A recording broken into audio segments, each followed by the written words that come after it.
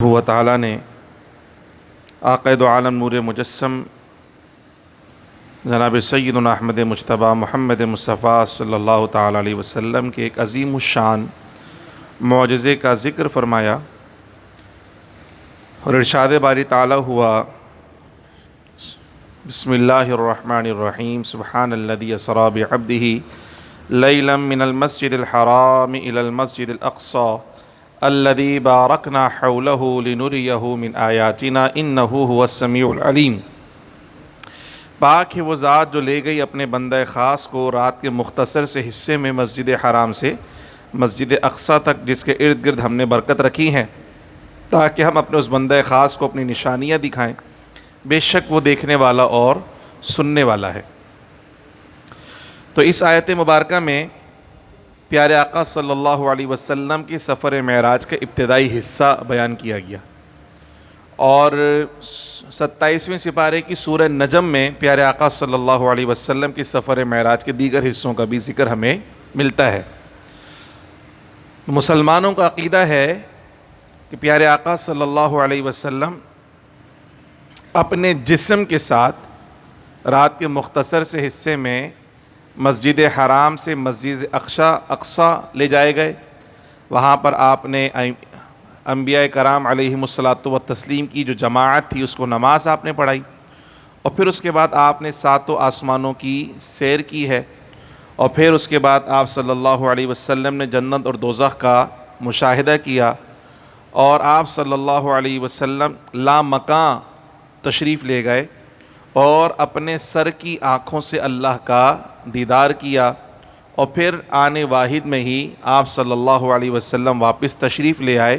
یعنی اس پورے سفر کے اندر جو ہے وہ قرآن مجید فرقان حمید کی روح سے رات کا مختصر سا حصہ صرف ہوا، اور احادیث کے اندر جو روایات ملتی ہیں کہ آپ صلی اللہ علیہ وسلم جس بستر پہ آرام فرما تھے تو جب واپس آئے تو بستر اسی طرح گرم تھا، اور جو وضو آپ نے فرمایا تھا اس کا پانی اسی طرح بہہ رہا تھا، اور جو دروازے کی کنڈی کھولی گئی تھی وہ کنڈی بھی اسی طرح ہل رہی تھی، اور آپ صلی اللہ علیہ وسلم یہ پورا سفر طے کر کے واپس تشریف لے آئے۔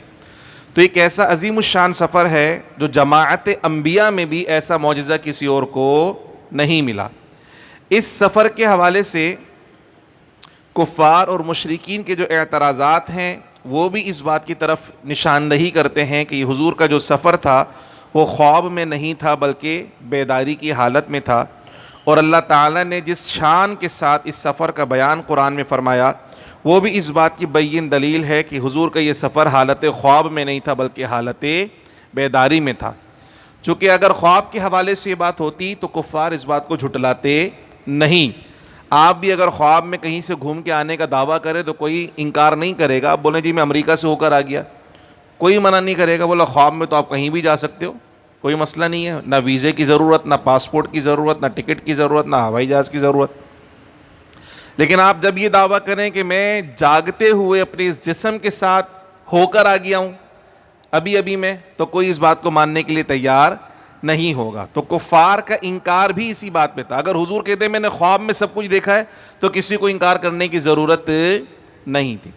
پھر اس صورت مبارکہ میں اللہ سبحانہ و تعالیٰ نے اسلام کی خوبصورتی کو بھی بیان فرمایا کہ اسلام صرف اور صرف چند عبادات کا مجموعہ نہیں ہے، بلکہ یہ ایک مکمل پیکج ہے جو انسان کی شخصیت سازی کرتا ہے، جو اسے نہ صرف مسجد میں نمازی بناتا ہے، نہ صرف مسجد کا مسلمان بناتا ہے، بلکہ زندگی کے ہر شعبے میں اور ہر لمحے میں اللہ کی اطاعت و فرما برداری کا درس دیتا ہے۔ اور یہ ایسا خوبصورت مذہب ہے کہ آپ اپنی معاشرتی ذمہ داریوں کو بھی اگر نبھائیں گے تو یہ مذہب اسے بھی عبادت کا درجہ قرار دے دیتا ہے۔ اللہ سبحانہ و تعالیٰ نے واضح طور پر ارشاد فرمایا وَقَضَىٰ رَبُّكَ أَلَّا تَعْبُدُوا إِلَّا إِيَّاهُ وَبِالْوَالِدَيْنِ إِحْسَانًا۔ فرمایا کہ تمہارے رب نے یہ حکم فرما دیا ہے کہ اللہ کے سوا کسی کی عبادت نہیں کی جائے گی، اور والدین کے ساتھ اچھا سلوک کرنا ہے، یہ رب کا فیصلہ ہے۔ اتنی زیادہ اہمیت ہے والدین کے ساتھ حسن سلوک کی کہ اللہ نے اپنی عبادت کے بعد فوراً مخلوق میں اگر کسی کا حق بیان فرمایا تو والدین کا حق بیان فرمایا۔ یعنی اللہ کا جو حق ہے تو وہ تو خالق ہونے کی حیثیت سے، معبود ہونے کی حیثیت سے، جسے ہم حق اللہ کہتے ہیں، حق العبد یعنی لوگوں کا حق سب سے پہلا حق کس کا بنتا ہے؟ تو اللہ نے اپنے حق کے ساتھ سب سے پہلے جس کا حق بیان فرمایا وہ ہیں والدین کا حق. یہ ہے کہ ان کے ساتھ ہمیشہ حسن سلوک سے پیش آیا جائے. فرما اما یبلغن عندک الکبر احدہما او کلاہما فلا تقل لہما اف ولا تنہرہما. جوانی میں تو اماں ابا کی جوانی میں تو کسی کی ہمت نہیں ہوتی کہ وہ کوئی زبان درازی کر کر دکھائے، چونکہ پتہ ہے کہ ابھی پٹائی لگ جائے گی، ابا نے ابھی چماٹ لگا دینا ہے، اماں نے پٹائی لگا دینی ہے، تو کسی کی ہمت اور مجال تو نہیں ہوتی زبان درازی کرنے کی. لیکن بڑھاپے میں چونکہ اماں ابا بوڑھے ہو جاتے ہیں اور بچہ جوان ہو جاتا ہے، تو اب ذرا معاملہ تبدیل ہو جاتا ہے. تو اس کیفیت میں اللہ سبحانہ و تعالی نے خاص طور پہ حسن سلوک کا حکم دیا. فرمایا کہ تمہارے والدین میں سے دونوں یا دونوں میں سے کوئی ایک اگر بڑھاپے کی عمر کو پہنچ جائیں فلا تقل لہما اف، انہیں اف بھی نہیں کہنا. یہ سب سے چھوٹا کلمہ ہے پریشانی کا اظہار کرنے کے لیے یا تکلیف کا اظہار کرنے کے لیے. کہا اپنے والدین کے سامنے اف بھی نہیں کہنا، کہ یہ اف بھی کہو گے تو ان کے مزاج پر گراں گزرے گا. ان کی بات کو ولا تنہرہما، اور انہیں جھڑکنا نہیں ہے. وقل لہما قولا کریما، اور جب بھی ان سے بات کرنی ہے تو عزت اور تکریم سے بات کرنی ہے. یہ اللہ سبحانہ و تعالیٰ نے قرآن میں ہمیں سکھایا کہ ماں باپ کے ساتھ حسن سلوک کا انداز کیا ہونا چاہیے کہ بڑھاپے میں جب پہنچ جائیں، خاص طور پر اس وقت چونکہ آپ جوان ہیں، آپ کو روک نہیں سکتے، اب وہ آپ کو مار نہیں سکتے، بلکہ اب وہ خوف زدہ ہو جاتے ہیں کہ اگر ہم نے کچھ بولا تو بچہ پیسے دینا بند کر دے گا، اگر ہم نے کچھ بچے کو بول دیا تو ہماری دوائیاں لانا بند کر دے گا، ہم نے کچھ بول دیا تو بجلی کا بل بھرنا بند کر دے گا. ہم کہاں سے بھریں گے؟ ہم تو اس کے محتاج ہو چکے ہیں. تو اماں ابا بیچارے مجبوری کی حالت میں زندگی گزار رہے ہوتے ہیں، تو وہ اپنے بچوں کو کچھ بولنے سے ڈرتے اور گھبراتے ہیں. تو ایسی صورت میں اللہ پاک نے خاص طور پہ فرمایا کہ جب وہ بوڑھے ہو جائیں اور ان کے اندر کوئی طاقت قوت باقی نہ رہے، وہ معاشی طور پہ بھی کمزور ہو گئے، جسمانی طور پہ بھی کمزور ہو گئے، تو ایسی صورت میں کیا کرنا ہے؟ فرمایا کہ انہیں اف بھی نہیں کہنا ہے، بلکہ اپنے بچپن کو یاد کرنا ہے کہ جس طرح بچپن میں انہوں نے تمہاری تربیت اور پرورش کی، اس طرح اس بڑھاپے کے اندر تم نے اس تربیت کا اور پرورش کا حق ادا کرنا ہے. انہیں جھڑکنا نہیں ہے، وہ بار بار کوئی بات پوچھیں تو اس بات پہ زچ نہیں ہونا ہے، اور جب بھی ان سے گفتگو کرنی ہے تو گفتگو کا انداز کیا ہونا چاہیے؟ وَقُلْ لَهُمَا قَوْلًا كَرِيمًا. قَوْلًا كَرِيمًا یعنی آپ کی جو گفتگو کا انداز ہونا چاہیے وہ عزت اور تکریم پر مبنی ہونا چاہیے. ایسا نہ ہو کہ آپ اماں ابا سے اس انداز میں بات کریں کہ انہیں محسوس ہو کہ بچہ زبردستی ہم سے بات کر رہا ہے، اس کا دل نہیں چاہ رہا بات کرنے کا. تو اس بات کا احساس ماں باپ کو دلا کر انہیں دکھی کرنا یہ اللہ کو ناراض کرنے والی بات ہے. فرما وَخْفِضْ لَهُمَا جَنَاحَ الذُّلِّ، ان کے لیے عاجزی کے بازو بچھا کر رکھو، ہمیشہ ان کے سامنے سر کو جھکا کر رکھو. جناح الذل من الرحمہ وقل رب ارحمہما کما ربیانی صغیرا، اور اللہ کی بارگاہ میں یہی عرض کرتے رہا کرو اے ہمارے پروردگار تو میرے ماں باپ پر، ان دونوں پر اسی طرح رحم فرما جس طرح بچپن میں چھوٹی عمر میں انہوں نے مجھ پہ رحم کر کر مجھے پالا تھا. میں ضد کرتا تھا تو مجھے گھر سے نکال نہیں دیا، میں اپنے کپڑوں کے اندر پوٹی کر لیتا تھا تو میرے اماں ابا نے مجھے بھگا نہیں دیا، بلکہ میری اس گندگی کو صاف کیا، میری ہر خواہش کو پورا کیا، میری ہر ضرورت کو پورا کیا. اور جب میں بیمار ہو جایا کرتا تھا تو میرے لیے پریشان ہو جایا کرتے. تو وہ جذبہ جو ماں باپ کے اندر میرے بچپن کے اندر تھا، اے میرے مولا اب وہ جذبہ مجھے عطا فرما کہ میں اسی انداز میں اپنے ماں باپ کا خیال رکھ سکوں، ان کی گندگی سے مجھے گھن نہ آئے، ان کے چڑھنے سے مجھے غصہ نہ آئے، ان کے ضد کرنے سے مجھے زچ نہ ہونا آئے، بلکہ جس کیفیت میں انہوں نے مجھے پالا اور میری ہر تکلیف کو برداشت کیا، میرے ہر غصے کو، ہر چڑچڑے پن کو یہ برداشت کرتے رہے اور مجھے سینے سے لگاتے رہے، اے میرے مولا اب مجھے بھی وہ ہمت عطا فرما کہ میں اسی انداز میں اپنے ماں باپ کے ساتھ حسن سلوک سے پیش آ سکوں. پھر مزید تربیت کا حصہ یہ آیا کہ جب کبھی اللہ کی راہ میں دینے کی بات آئے، ہمارے وہاں ایک مزاج ہے،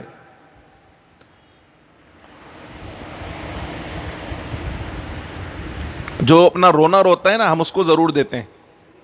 جو آ کے آپ کے گھر میں رونا روتا رہے ہمارے گھر میں کچھ بھی نہیں، یہ بھی نہیں، وہ بھی نہیں، الانا بلانا ڈھمکانا، اس کو لوگ سمجھتے ہیں ہاں یہ واقعی غریب ہے، اس کو دینا چاہیے. اور معاشرے کے اور خاندان کے وہ افراد جو اپنی سفید پوشی کا بھرم رکھتے ہیں، جو کسی کے سامنے اپنے گھر کا دکھ رونا روتے نہیں ہیں بلکہ خاموشی کے ساتھ زندگی گزار رہے ہوتے ہیں، ان کی طرف ہماری توجہ نہیں جاتی. ہم چاہتے ہیں کہ پہلے ہمارے سامنے کوئی روئے، گڑ گڑائے، اپنی پریشانی کا رونا روئے، پھر ہم اس کی مدد کریں گے. تو اکثر جو ہے وہ رشتہ داروں میں ایسے افراد ہوتے ہیں جو قسمہ پرسی کے عالم میں زندگی گزار رہے ہوتے ہیں، جو بظاہر اپنی عزت بچانے کے لیے ہمارے سامنے بڑے اچھے انداز میں رہنے کی کوشش کر رہے ہوتے ہیں، دکھانے کی کوشش کر رہے ہوتے ہیں، لیکن حقیقت میں ان کے حالات اچھے ہوتے نہیں ہیں. اس لیے جب کبھی خرچ کرنے کی باری آئے، دینے کی باری آئے، تو اللہ سبحانہ و تعالی نے فرمایا وَآتِ ذَا الْقُرْبَى حَقَّهُ، رشتہ داروں کو ان کا حق دیا کرو. یہ بڑا اہم جملہ ہے جو میں نے آپ کو پڑھ کے سنا، رشتہ داروں کو ان کا حق دیا کرو. ہمارے وہاں جملہ ہے ان کا کیا حق ہمارے مال میں، کس حق سے مانگ رہے ہیں ہمارے سے وہ. کوئی قریبی رشتہ دار اگر کسی چیز کا مطالبہ کرنے یا مانگنے آ جائے تو بچے بولتے ہیں یہ کس حق سے مانگ رہے ہیں ہم سے، ہم اپنے لیے کما رہے ہیں، اپنی محنت کر رہے ہیں، مزدوری کر رہے ہیں، ان کو دینے کے لیے تھوڑی کما رہے ہیں، اپنے لیے کما رہے ہیں. اللہ پاک فرماتا ہے ایسا نہیں ہے، اللہ نے تمہارے مال میں غریبوں مسکینوں کا حق بھی رکھا ہے، رشتہ داروں کو ان کا حق دیا کرو. والمسکین، مسکینوں کو، وابن السبیل، مسافروں کو، ولا تبذر تبذیر، اور فضول خرچی نہ کرو. اپنی ذات پر لگانے میں، اپنی شوشہ دکھانے میں، اپنے اسٹیٹس کا اظہار کرنے میں فضول خرچی نہ کرو.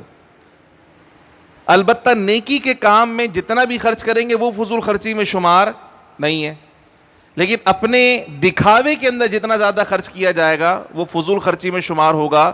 اور فضول خرچی کرنے والوں کو اللہ پاک نے فرمایا کہ ان المبذرین کانوا اخوان الشیاطین، یہ جو فضول خرچی کرنے والے شیطان کے بھائی ہیں.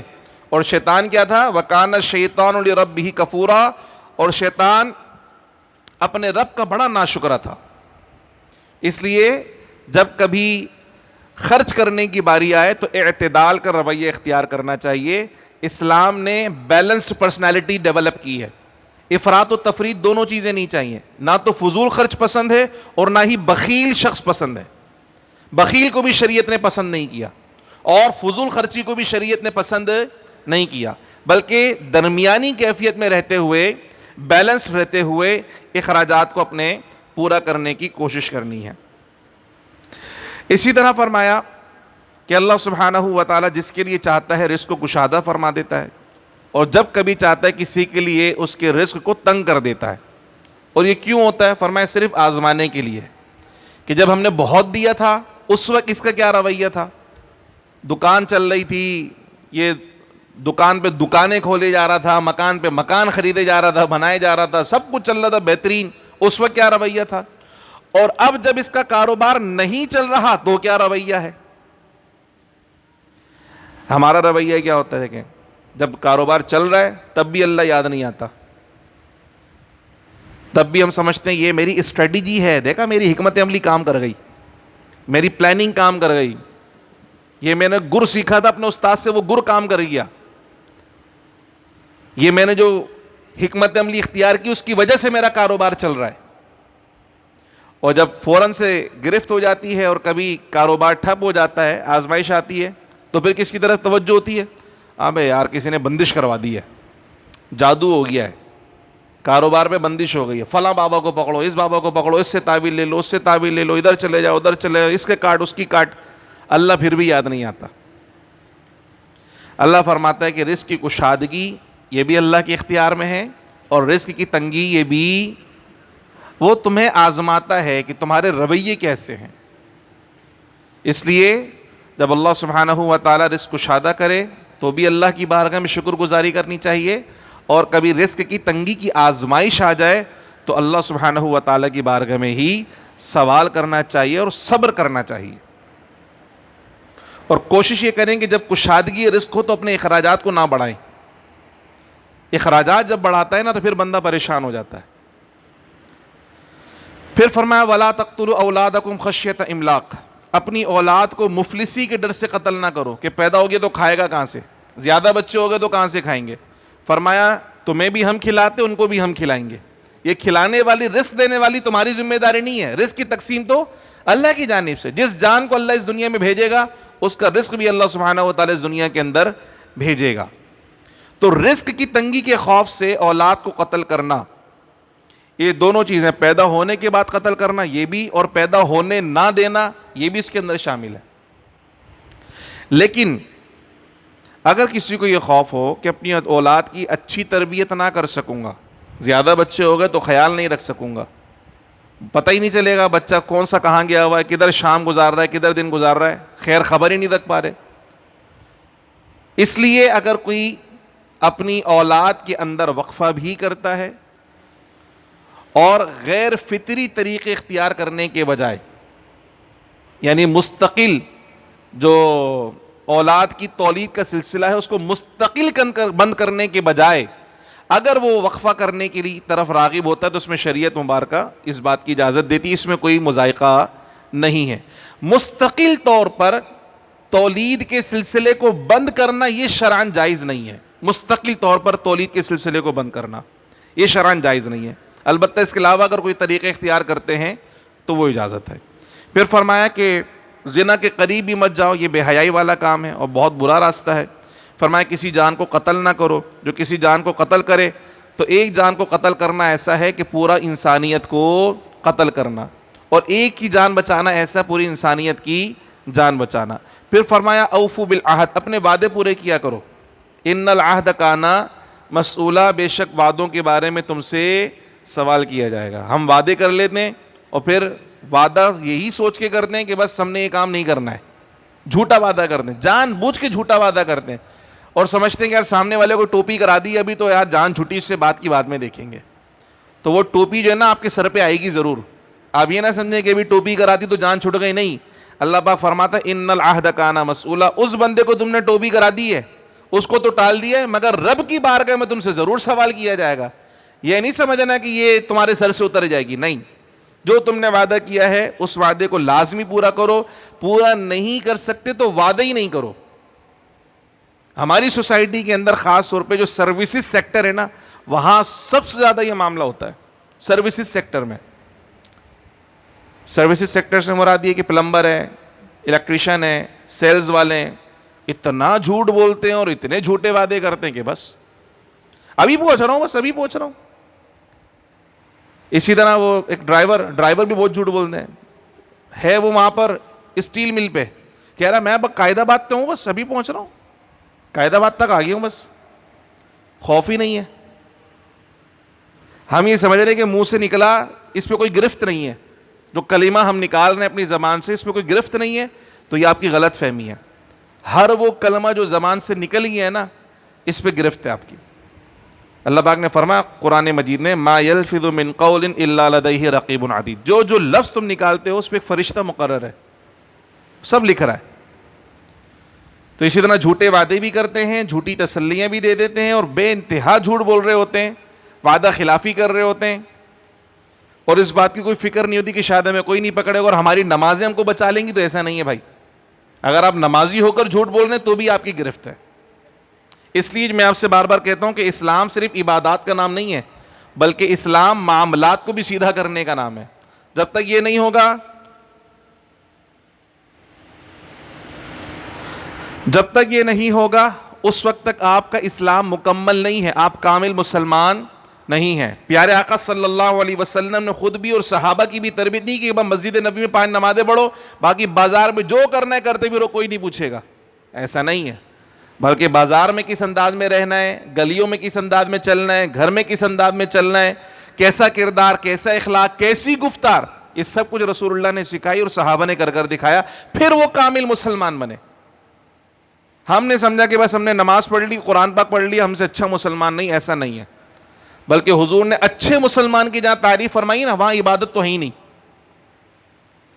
اچھے مسلمان کی جو تعریف فرمائی حضور نے، وہاں عبادت نہیں ہے، بلکہ وہاں کوئی نہ کوئی نیکی اور خیر کا کام ہے جس سے دوسروں کو فائدہ ہو رہا ہو. اس کو حضور علیہ الصلوۃ والسلام نے کامل مومن قرار دیا ہے. جیسے ایک حدیث مبارکہ لا یؤمن احدکم حتی اکون احب حتی یحب لاخیہ ما یحب لنفسہ او کما قال علیہ الصلوۃ والسلام. فرمایا تم اس وقت تک کامل مومن نہیں ہو سکتے جب تک اپنے مسلمان بھائی کے لیے وہ پسند نہ کرو جو اپنے لیے پسند کرتے ہو. جب تک اپنے بھائی کے لیے وہ پسند نہیں کرو گے جو اپنے لیے پسند کرتے اس وقت تک مسلمان نہیں ہوگے. اب مجھے بتاؤ اس میں عبادت کہاں ہے؟ آ رہی بات سمجھ میں؟ یہ بات سمجھ میں آ رہی ہے آپ کی جو میں آپ سے عرض کر رہا ہوں؟ یہ حضور کا فرمان ہے. اب میں اپنے لیے تو یہ بات پسند نہیں کرتا کہ کوئی مجھے دھوکہ دے, لیکن اپنے مسلمان بھائی کو دھوکہ دینا چاہتا ہوں. اپنے لیے تو میں پسند نہیں کرتا کہ کوئی مجھے 2 نمبر چیز پکڑائے, لیکن اپنے مسلمان بھائی کے ساتھ میں 2 نمبری والا معاملہ کرنا چاہتا ہوں. میں نے اس سے پہلے بھی آپ کے ساتھ ایک واقعہ شیئر کیا. میرے والد صاحب کی طبیعت کافی ناساز ہوئی اور ہم آغا خان اسپتال سے ان کو جناح اسپتال لے کے جا رہے تھے, تو ایمبولینس کا ڈرائیور کیا بات کر رہا ہے, فون پہ بات کر رہا ہے. اس کی ایمبولینس میں مریض پڑا ہوا ہے جو زندگی اور موت کی درمیانی کشمکش میں ہے, اور وہ اسپتال لے کے جانا, اس کی باتیں سنیں. اور فون پہ اپنے دوست کو بول رہا ہے یار یہ موبائل جو ہے نا چارجنگ صحیح نہیں کر رہا, تو میں اس کو نا بیچ رہا ہوں اور اس کو نکلوا دے کسی سے. تو سامنے سے کیا ہو گیا, بیٹری کا مسئلہ ہے. بولا بیٹری کی فکر نہیں کر, میں نے فلاں کو بول دیا ہے, اس کے بعد جینین سیٹ آئے گا نا, وہ جینین سیٹ کی بیٹری نکال کر میرے والے میں ڈال دے گا. یہ چوری ہوئی کہ نہیں ہوئی بتاؤ؟ اب ایک بندہ آپ پہ اعتماد کرتے ہوئے اپنی چیز ریپیئر کرنے کے لیے دے رہا ہے, وہ کہہ رہا ہے جینین بیٹری نکال کر میری والی میں ڈال کے پھر دے دے گا تیرے کو, پریشان نہیں ہو. تو اس کا مطلب جس کی جینین نکالی اس کو کیا کرا اس نے, کوئی نہ کوئی 2 نمبر چیز لگا کر دے گا نا. اب کہاں اعتماد رہے گا بندے کا, کس بات پہ اعتماد رہے گا؟ اور اس میں خوف زدہ بھی نہیں ہے کہ اللہ کی بارگاہ میں پکڑ ہوگی. وہ مسلمان کیسے ہو سکتا ہے جسے آخرت کا خوف ہی نہ ہو کہ اللہ کی بارگاہ میں پکڑ ہوگی میرے اس عمل کی؟ تو اس وقت جو سوسائٹی میں تنزلی ہے نا, اس کی بنیادی وجہ یہ ہے کہ آپ سمجھ رہے ہیں کہ بس اللہ اکبر السلام علیکم ورحمۃ اللہ, بس اسلام پورا ہو گیا. نہیں بھائی, اسلام پورا نہیں ہوا ہے آپ کا. جب تک کردار, اخلاق, گفتار میں اسلام نہیں آئے گا, اسلام مکمل نہیں ہے آپ کا. خدا کے واسطے اس بات کو سمجھنے کی کوشش کریں.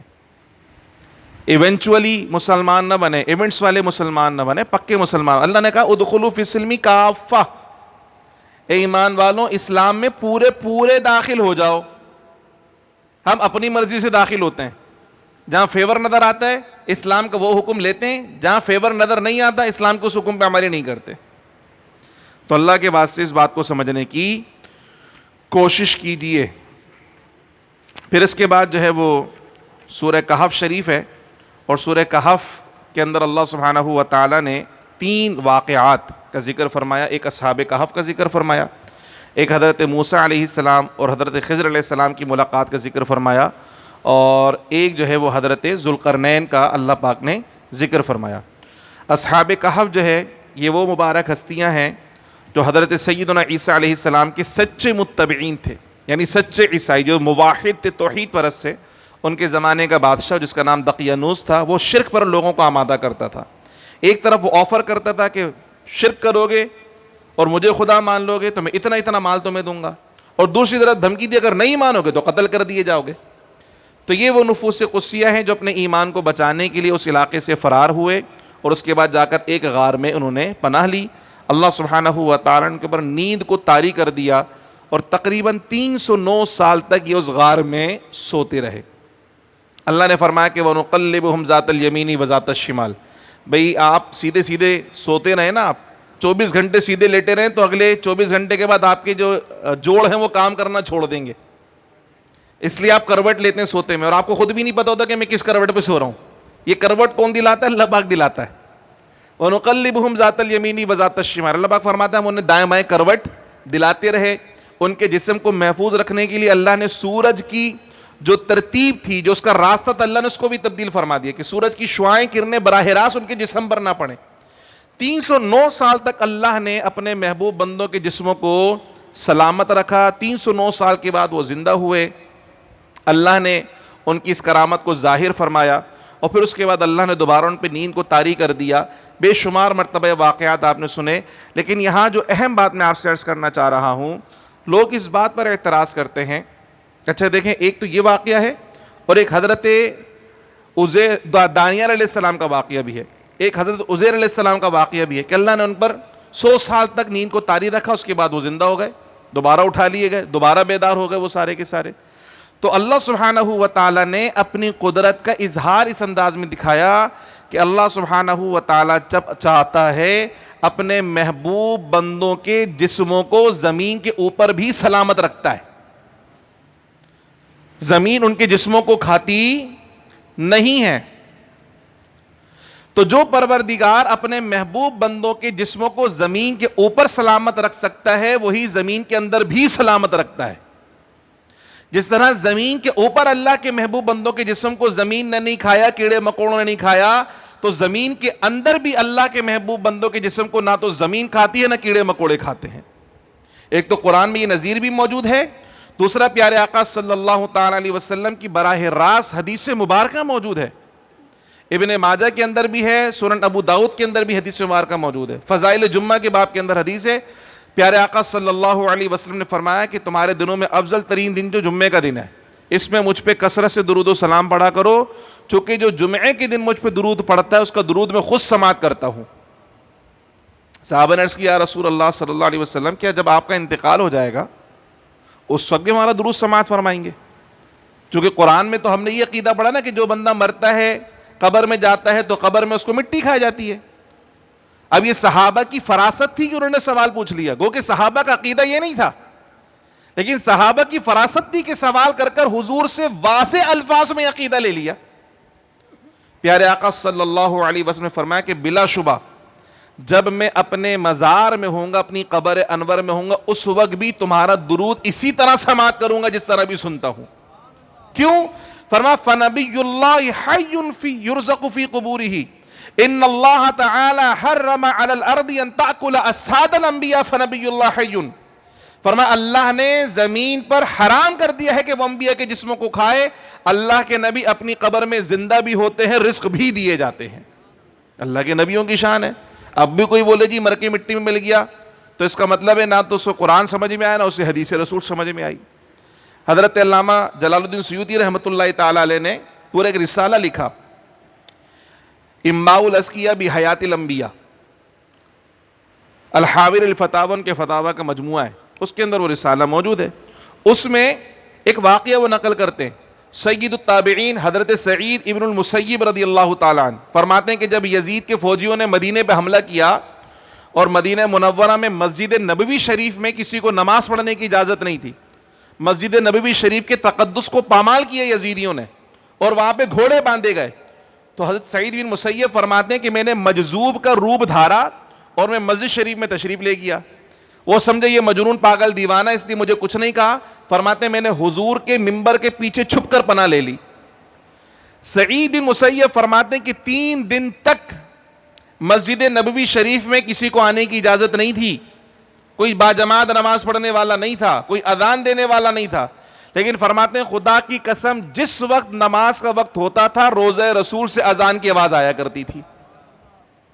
بے شمار واقعات ہیں, بے شمار دلائل موجود ہیں. اللہ نے واضح طور پہ یہاں آیت مبارکہ میں ارشاد فرمایا 309 سال تک وہ سوتے رہے, لیکن نہ تو ان کا لباس بوسیدہ ہوا نہ ان کا جسم بوسیدہ ہوا. آپ اندازہ تو لگائیں, لباس تو بوسیدہ ہو سکتا تھا نا, وہ تو کپڑے کا کاٹن کا بنا ہوا تھا, لباس تو پرانا ہو سکتا تھا, بوسیدہ ہو سکتا تھا, پھٹ سکتا تھا. لیکن اللہ نے اپنے محبوبوں کی عظمت دکھائی ہے کہ جس کا جسم سلامت ہے, جسم سے لگنے والا لباس بھی سلامت ہے. اللہ نے محفوظ کر دیا ہے. مولا جی کفن کبھی نہیں بتا, یہاں اللہ دکھا رہا ہے کہ تو ولیوں کی شان ہے. اصحاب کہف اللہ کے ولی ہیں, نبی بھی نہیں ہے. جب ولیوں کا یہ مقام ہے تو نبیوں کا مقام کیا ہوگا. اللہ سبحانہ و تعالیٰ جو ہے وہ عقل سلیم عطا فرمائے, اور خدا اور اس کے دین سے جو لڑنے والے لوگ ہیں اللہ ان کے شر سے ہم سب کو محفوظ فرمائے. مذہب مہذب اہل السنہ و جماعت پر اللہ تعالیٰ ہم سب کو استقامت نصیب فرمائے اور اسی پر ہم سب کو موت نصیب فرمائے. آمین. وما علیہ الا البلاغ المبین. ایک سوال ہے, کہتے ہیں کہ لوگ کہتے ہیں رمضان کے مہینے میں جتنے بھی سوٹ بنا کر پہن لو حساب میں لکھے نہیں جائیں گے. تو بھائی ایسا کوئی حدیث مبارکہ نہیں ہے, البتہ کھانے کے حوالے سے کہ رمضان شریف میں روزے دار جب کھاتے پیتے ہیں افطار کے بعد اور افطار کے علاوہ تو اس کا کوئی حساب کتاب نہیں ہے. لیکن سوٹ والا کوئی معاملہ نہیں کہ جتنے بھی سوٹ بنا کے پہن لو. بڑے مزہ آ رہے ہیں بھائی, جتنے بھی سوٹ بنا کے پہن لو, کوئی حساب کتاب نہیں. تو ایسا نہیں ہے, بلکہ اگر فضول خرچی ہوگی تو یقیناً اللہ کی بارگاہ میں اس کی پکڑ ہے. آج ہی ہم نے آیت مبارکہ پڑھی ہے. تو جتنی ضرورت ہے اتنے سوٹ ضرور بنائیں, اتنے لباس ضرور پہنیں, اضافی اور غیر ضروری خرچہ کرنے کے بجائے اللہ کی مخلوق پر اس کو خرچ کر دیں, آپ کے فائدے کی بات ہوگی اور آپ کو ثواب ملے گا. تو ایسا کہیں کسی کتاب میں موجود نہیں ہے لکھا ہوا کہ سوٹ بنا کر پہننے سے حساب کتاب نہیں ہوگا. صلاۃ التسبیح دن میں پڑھ سکتے ہیں اور اس کا اجر بتائیں, روز پڑھیں تو کیسا ہے؟ صلاۃ التسبیح کے حوالے سے مشکات شریف کے اندر ایک حدیث مبارکہ موجود ہے. پیارے آقا صلی اللہ علیہ وسلم نے اپنے چچا حضرت عباس سے کہا کہ میں تمہیں ایسی نماز نہ بتاؤں کہ اگر تم وہ پڑھو تو تمہارے اگلے پچھلے سابقہ آنے والے چھوٹے بڑے ہر قسم کے گناہ اللہ پاک معاف فرما دے. تو انہوں نے عرض کیا یا رسول اللہ ضرور بتائیے. تو آپ صلی اللہ علیہ وسلم نے صلاۃ التسبیح کی نماز حضرت عباس کو پیارے آقا نے سکھائی اور پھر فرمایا کہ ہو سکے تو روز پڑھ لینا, روز نہ ہو تو ہفتے میں ایک دفعہ, ہفتے میں ایک دفعہ نہ پڑھ سکے تو مہینے میں ایک دفعہ, مہینے میں تو سال میں ایک دفعہ, نہیں تو زندگی میں ایک مرتبہ اس نماز کو پڑھ لینا. تو اس حدیث مبارکہ سے پتہ چلتا ہے کہ صلاۃ التسبیح دن میں بھی پڑھی جا سکتی ہے اور روزانہ بھی پڑھی جا سکتی ہے. لیکن صلاۃ التسبیح پڑھ کر کوئی اتنا نہ تھک جائے کہ فرض نماز پڑھنے سے رہ جائے. تو فرض کا درجہ پہلے ہے, اس کے بعد نفل کا درجہ. روز روز پڑھیں گے تو یقیناً تھکان تو ہوگی, اس میں کوئی دو رائے نہیں ہے, لیکن جو پہلے عبادت کے درجات ہیں, پہلے فرض ہے, پھر واجب ہے, پھر سنت مؤکدہ ہے, پھر اس کے بعد سنت اور نفل آتی ہے نا. تو اس ترتیب کے اندر رکھ کے عبادات کی ترجیحات لے کر آئیں تاکہ فرائض میں و واجبات میں غفلت نہ ہو. آمین. الحمدللہ رب العالمین والصلاة والسلام علی رسول الکریم. اللہم ربنا آتنا فی الدنیا حسنۃ وفی الآخرۃ حسنۃ وقنا عذاب النار. سمعنا واطعنا غفرانک ربنا والیک المصیر. وصلی اللہ تعالی علی خیر خلقہ سیدنا محمد وعلی آلہ واصحابہ اجمعین برحمتک یا ارحم الراحمین.